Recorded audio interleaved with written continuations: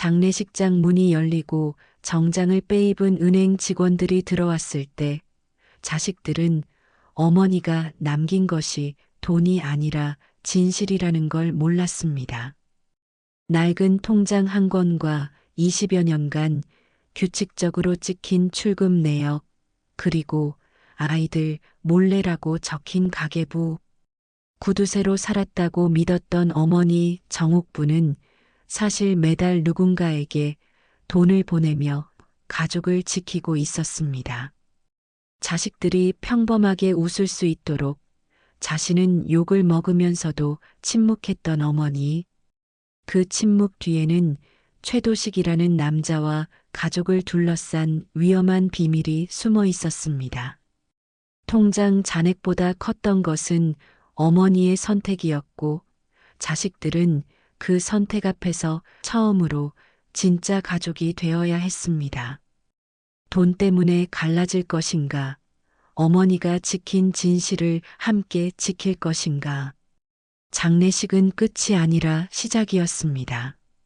자, 지금부터 무슨 특별한 사연이 있었는지 지금 바로 시작해 보겠습니다. 저는 정옥분의 딸 수진입니다. 어머니가 돌아가셨을 때 솔직히 말하면 슬픔보다 분노가 먼저 올라왔어요. 평생 우리한테 돈 한 푼 제대로 안 쓰시더니 결국 이렇게 가시다니. 장례식장도 제일 작은 곳으로 잡았죠. 조문객도 별로 없을 거라고 생각했으니까요. 오빠 성우는 상주 완장을 만지작거리며 계산부터 하고 있었습니다. 장례 비용이 얼마나 들지, 혹시 어머니가 빚이라도 남기신 건 아닌지 그런 걱정뿐이었죠. 막내 민재는 말없이 창밖만 바라보고 있었고요. 그런데 조문객이 아니라 정장을 빼입은 사람들이 장례식장 문을 열고 들어왔습니다. 그들은 입구에서부터 고인의 이름을 정확히 불렀어요. 정옥분 여사님, 장례식장이 맞습니까? 저는 고개를 끄덕였죠. 그들은 사람들을 밀치지 않고도 자연스럽게 분위기를 장악했습니다. 뭔가 심상치 않았어요. 저희는 은행에서 왔습니다. 명함이 나오는 순간 오빠와 민재의 얼굴빛이 한꺼번에 바뀌었습니다. 저도 마찬가지였고요. 은행이요? 우리 어머니가 은행이랑 무슨 일이 있다는 건가요? 제가 믿지 못하겠다는 듯 물었습니다. 우리 엄마가 은행이랑 무슨 일이 있어요? 은행 직원 중 한 명, 정미란이라는 이름표를 단 여자분이 차분하게 말했습니다. 고인께서 사후에 진행해달라고 남기신 요청이 있습니다. 미란 씨가 내민 봉투에는 장례 2일차 상주 전원 동석 씨 개봉이라는 문구가 적혀 있었습니다. 저는 그 글씨를 보는 순간 등골이 서늘해졌어요. 어머니가 뭔가 준비하셨다는 건데 도대체 뭘 준비하신 걸까요? 오빠가 조심스럽게 물었습니다. 이게 뭔데요? 지금 여기서 열어도 되는 거예요? 내일 상주분들이 모두 모이셨을 때 열어주시면 됩니다. 고인의 유언이십니다. 유언이라는 단어가 제 귀를 때렸습니다. 어머니가 유언을 남기셨다고요? 평생 말씀도 아끼시던 분이요? 그날 밤 저는 잠을 이룰 수 없었습니다. 오빠도 민재도 마찬가지였을 거예요. 어머니의 죽음이 끝이 아니라 시작이라는 걸 우리는 본능적으로 느끼고 있었으니까요. 다음 날 아침 우리는 장례식장 작은 방에 모였습니다. 미란 씨가 봉투를 열었고 그 안에서 낡은 통장과 서류 뭉치가 나왔어요. 통장 표지는 오래돼서 색이 바랬지만 적힌 이름은 분명 정옥분이었습니다. 우리가 아는 그 어머니가 맞았죠. 오빠가 통장을 받아들고 첫 페이지를 넘겼습니다. 그리고 잔액을 확인하는 순간 숨이 걸렸어요. 이게 말이 돼? 저는 오빠 어깨 너머로 통장을 봤습니다. 그리고 제 눈을 의심했죠. 억 단위 잔액이 찍혀 있었습니다. 평생 우리한테 1,000원 아끼시던 어머니가요? 저는 분노로 통장을 낚아챘습니다. 우릴 이렇게 가난하게 살게 해놓고 돈을 숨긴 거야? 이게 뭐야? 목소리가 떨렸습니다. 분노인지 배신감인지 알 수 없는 감정이 목구멍을 막았어요. 민재가 말없이 거래 내역을 넘기기 시작했습니다. 그런데 이상했어요. 출금 내역이 규칙적으로, 아주 규칙적으로 찍혀 있었습니다. 누나, 이거 좀 봐. 민재가 손가락으로 가리킨 곳을 보니 매달 같은 날짜에 비슷한 금액이 출금되어 있었습니다. 20년이 넘게요. 받는 곳은 이름이 아니라 숫자로 된 계좌번호뿐이었습니다. 미란 씨가 조심스럽게 말했습니다. 이건 저축이 아닙니다. 지급입니다. 매달 누군가에게 보내셨어요. 구두쇠라는 단어가 제 머릿속에서 산산조각 났습니다. 아낀 게 아니었어요. 흘려보낸 돈이었던 거죠. 오빠가 급하게 물었습니다. 받는 사람이 누구죠? 우리 가족 중 누가 빚을 진 건가요? 미란 씨는 잠시 망설이다가 말했습니다. 계좌를 추적하려면 고인이 남기신 조건을 먼저 확인해야 합니다. 조건이요? 어머니가 또 무슨 조건을 달아놓으신 거죠? 장례가 끝나고 우리는 어머니 집으로 갔습니다. 유품 정리를 해야 했으니까요. 문을 열고 들어갔을 때 저는 다시 한번 분노했습니다. 집은 여전히 허름했어요.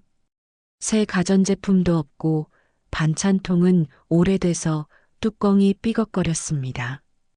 옷장을 열어보니 낡은 점퍼 몇 벌이 전부였어요. 돈이 있었으면 이렇게 살 이유가 없잖아. 제 목소리가 떨렸습니다. 울음을 삼키듯 말했죠.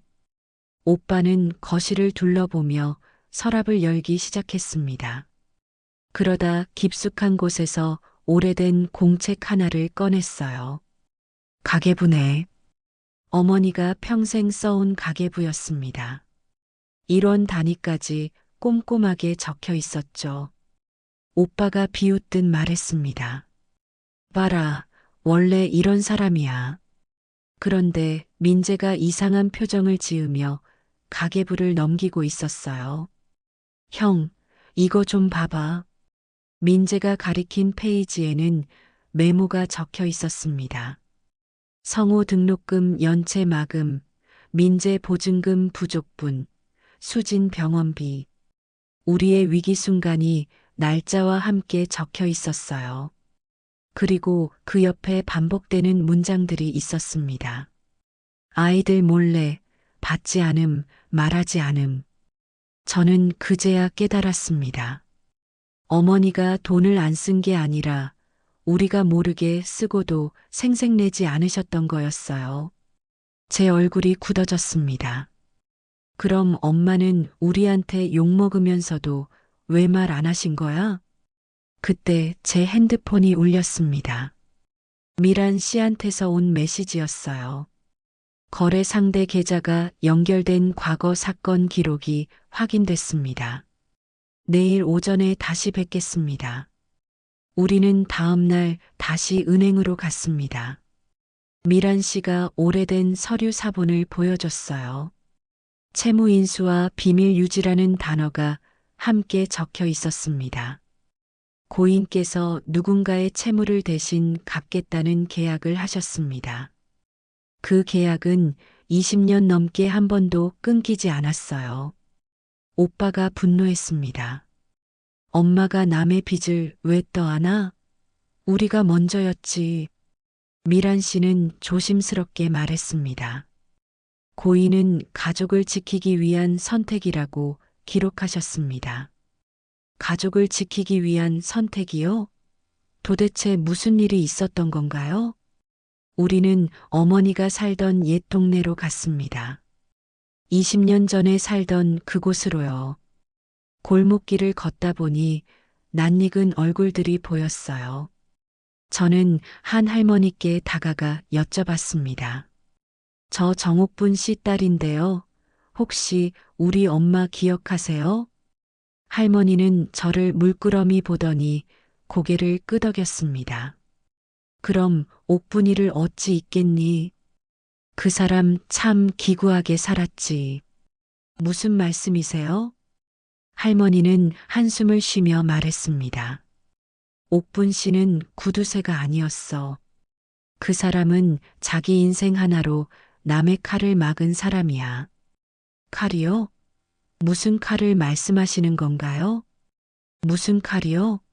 누가 우리를 해치려 했어요?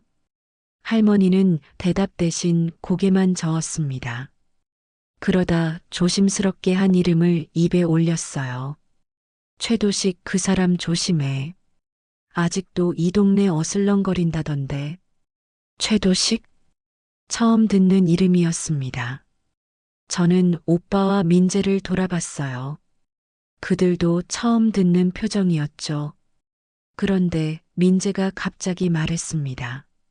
누나, 엄마가 자주 하시던 말 기억나? 사람이 무섭다, 돈이 무섭다고. 맞아요. 어머니는 그런 말씀을 자주 하셨습니다. 저는 그냥 어머니가 돈을 아끼시니까 하는 말인 줄만 알았어요. 우리는 그제야 깨달았습니다. 어머니가 숨긴 건 통장이 아니라 가족을 둘러싼 위험 자체였을지도 모른다는 거리요. 며칠 뒤 집에 손님이 찾아왔습니다. 정장을 빼입은 50대 남자였는데 말투는 공손했고 표정은 미안함을 흉내낸 듯 했어요. 정옥분 여사님 자제분들이시죠? 저는 최도식이라고 합니다. 최도식? 할머니가 조심하라던 바로 그 사람이었습니다. 오빠가 경계하며 물었습니다. 무슨 일이세요? 도식 씨는 거실에 앉으며 말했습니다. 어머님과 인연이 있어서요. 소식을 듣고 뒤늦게나마 인사드리려고 왔습니다. 인연이요? 어떤 인연이죠? 저는 직감적으로 물었습니다. 우리 엄마가 당신한테 돈 보냈죠? 왜요? 도식 씨는 잠시 웃으며 말했습니다. 그건 어머님이 원하셔서요. 다 지난 일입니다. 지난 일이라고요? 20년 넘게 매달 돈을 보낸 게 그냥 지난 일이라고요? 저는 그의 말 사이에서 이상한 냄새를 맡았습니다.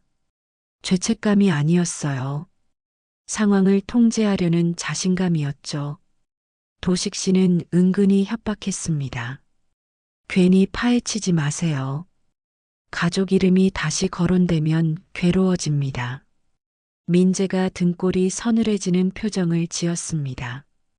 그 말은 위로가 아니라 경고였어요. 누군가 아직도 우리 가족을 지켜보고 있다는 뜻이었죠. 도식 씨가 돌아간 뒤 저는 바로 미란 씨에게 전화했습니다. 최도식이라는 사람 아세요?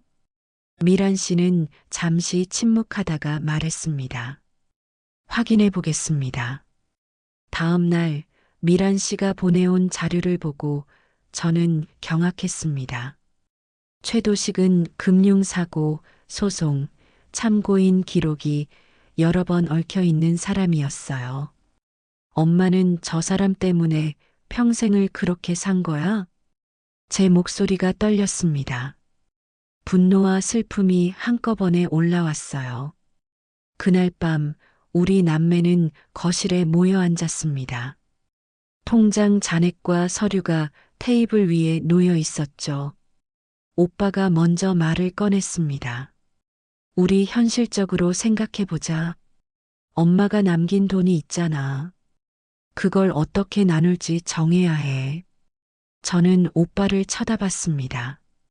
지금 그게 중요해요? 중요하지. 장남인 내가 책임졌고 집안일도 내가 처리했으니 더 가져야 한다고 생각해. 제가 벌떡 일어났습니다. 엄마 병원 모시고 다닌 건 나야. 내가 아니었으면 장례도 못 치렀어. 민재가 말리려 했지만 마음속에는 자기도 언제나 뒷전이었다는 억울함이 있었을 거예요. 말다툼은 곧 어머니를 비난하는 방향으로 흘렀습니다. 엄마가 우리를 속였어. 돈이 있으면서 왜 안 쓰신 거야? 그때 제 핸드폰이 울렸습니다. 미란 씨한테서 온 메시지였어요. 사후 공개 녹취 신청서가 있습니다. 공개 조건이 충족됐습니다. 저는 메시지를 읽고 손이 떨렸습니다. 뭔데? 오빠가 물었죠. 저는 핸드폰 화면을 보여줬습니다. 공개 조건이 적혀 있었어요. 자식들이 서로를 원망하며 돈 때문에 갈라지는 순간 공개한다. 저는 얼굴이 굳었습니다. 엄마는 우리가 이럴 줄 알았던 거네. 오빠가 자존심이 상한 표정으로 서류를 구기려 했습니다. 그때 민재가 처음으로 소리쳤어요. 형, 엄마 말 들어보자.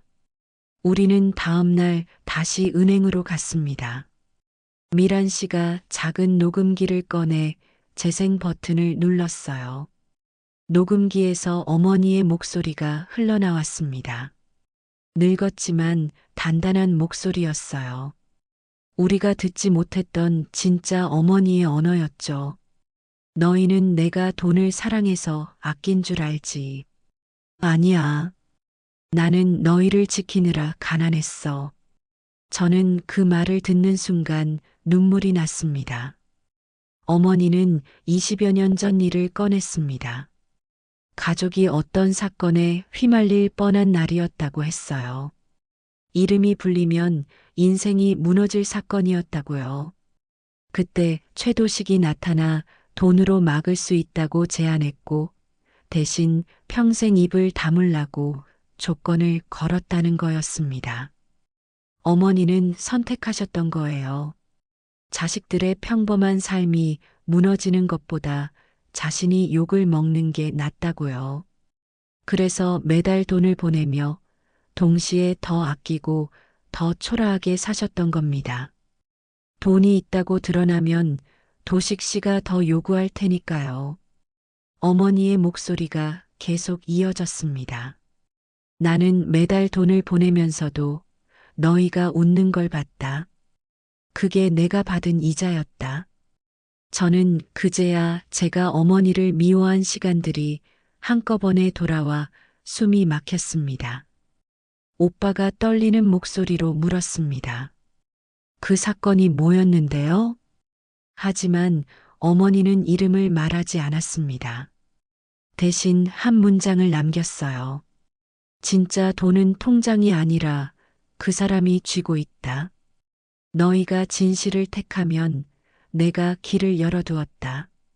녹음이 끝나고 우리는 한동안 말이 없었습니다. 미란 씨가 조심스럽게 말했어요. 고인께서 보관처 안내를 남기셨습니다. 보관처요? 미란 씨가 건넨 메모에는 주소가 적혀 있었습니다. 어머니가 매주 다니시던 작은 교회였어요. 우리는 그날 오후 교회로 갔습니다. 어머니가 매주 같은 시간, 같은 자리에서 앉으셨다는 그곳으로요. 목사님께 사정을 말씀드렸더니 어머니 자리로 안내해 주셨습니다. 제일 뒷자리였어요. 민재가 헝금함 아래를 살폈습니다. 얇은 판이 있었고 그걸 드러내자 작은 봉투와 USB가 나왔어요. 봉투에는 짧은 문장이 적혀 있었습니다. 이걸 꺼낼 정도면 너희는 이미 선택을 해야 한다.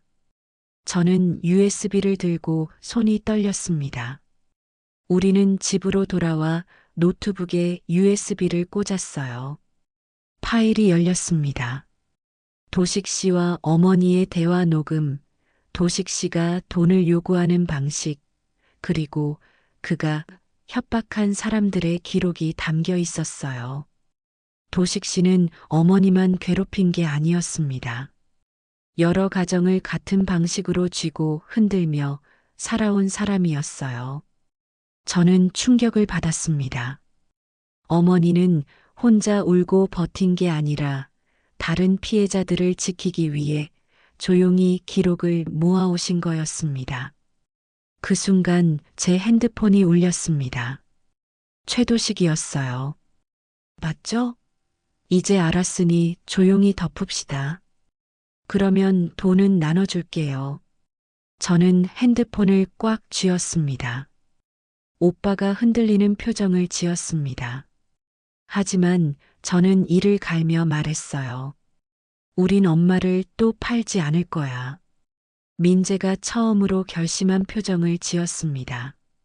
엄마가 지킨 평범함을 이제 우리가 지켜야 해. 다음 날 도식 씨가 오빠를 따로 불렀습니다. 저와 민재는 몰래 따라갔어요. 카페에서 도식 씨는 달콤한 말로 오빠를 설득하고 있었습니다. 형님이 앞장서서 덮으면 남는 돈은 크게 나눌 수 있어요. 오빠가 잠시 흔들렸습니다. 저는 그 눈빛을 읽었어요. 가족을 위해서라며 스스로를 합리화하려 하지만 사실은 자신의 욕망이 더 컸던 거죠. 저는 카페 안으로 들어가 오빠 앞에 섰습니다. 오빠 엄마를 구두쇠로 만든 것도 모자라 또 팔 거야? 오빠가 얼굴을 붉혔습니다. 너 지금 뭐 하는 거야? 민재가 어머니 가계부를 꺼내 테이블 위에 놓았습니다. 받지 않음, 말하지 않음의 반복이 보였어요. 형, 이게 엄마가 우리한테 남긴 거야. 우리가 뭘 몰랐는지, 엄마가 뭘 포기했는지를 보여주는 거라고. 오빠의 눈에 눈물이 맺혔습니다. 도식 씨가 비웃으며 일어났습니다. 순진하시네요. 그럼 고생하세요. 우리는 집으로 돌아와 밤새 이야기했습니다. 공개할 것인가, 침묵할 것인가.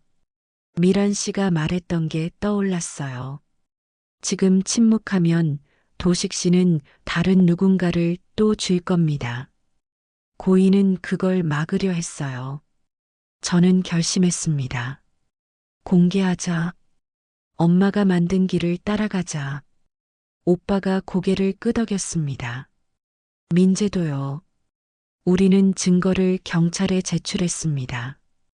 도식 씨의 협박과 금융 범죄 기록이 드러났고 그는 분노하며 소리쳤어요. 너희가 뭔데? 하지만 이미 증거가 너무 많았습니다. 도식 씨는 결국 무너졌어요. 우리는 그제야 깨달았습니다. 이 싸움의 목적은 돈이 아니라 어머니가 지켜낸 진실의 회복이었다는 걸요. 사건이 정리된 뒤 우리는 마지막으로 통장 정리를 했습니다. 잔액은 생각보다 크지 않았어요. 도식 씨에게 평생 보낸 돈 때문이었죠. 오빠가 허탈해했습니다. 그럼 엄마가 우리한테 남긴 돈은 이게 다야? 그 말이 부끄럽게 떨어졌습니다. 미란 씨가 마지막 봉투를 건넸어요. 어머니의 손글씨 편지였습니다. 날짜가 여러 장이었고 살아계실 때부터 써두신 편지였어요. 편지에는 돈 얘기보다 우리의 어린 시절이 더 많았습니다. 넘어져 울던 날, 합격하던 날, 몰래 웃던 날이 적혀 있었어요. 내가 평생 아낀 건 돈이 아니라 너희가 울지 않는 날들이었다. 저는 그 문장을 읽는 순간 끝내 울음을 터뜨렸습니다. 제가 어머니를 가장 심하게 비난했지만 사실 가장 어머니를 닮았다는 걸 인정했어요. 민재가 조용히 말했습니다. 엄마는 우리가 돈 때문에 다투는 것까지도 알고 그걸 멈추게 하려고 진실을 남긴 거야. 오빠가 처음으로 장남의 체면을 내려놓고 아들의 목소리로 사과했습니다. 엄마 미안해. 나 철이 없었어. 마지막 편지에는 작은 기부 명단과 도움받은 이들의 감사 편지가 들어 있었습니다. 어머니는 돈을 아낀 게 아니라 필요한 곳에 조용히 나눠주셨던 거예요. 우리는 돈을 나누는 대신 어머니가 살던 방식대로 서로를 지키기로 약속했습니다. 그리고 그 약속이 진짜 유산이 되었죠. 어머니의 장례식은 조용히 끝날 줄 알았습니다. 하지만 끝난 게 아니었어요. 시작이었습니다. 우리가 진짜 가족이 되는 시작이요. 통장 잔액은 크지 않았지만 어머니가 남긴 건 돈이 아니었습니다. 진실이었고 용기였고 서로를 지키는 방법이었어요. 저는 이제야 압니다. 구두쇠가 아니었다는 걸요. 어머니는 평생 우리를 지키느라 가난했던 겁니다. 그리고 그 가난이 우리한테는 가장 큰 부였다는 걸요. 어머니, 이제야 알았어요. 사랑한다는 말 너무 늦었지만 전하고 싶습니다. 고맙습니다, 엄마.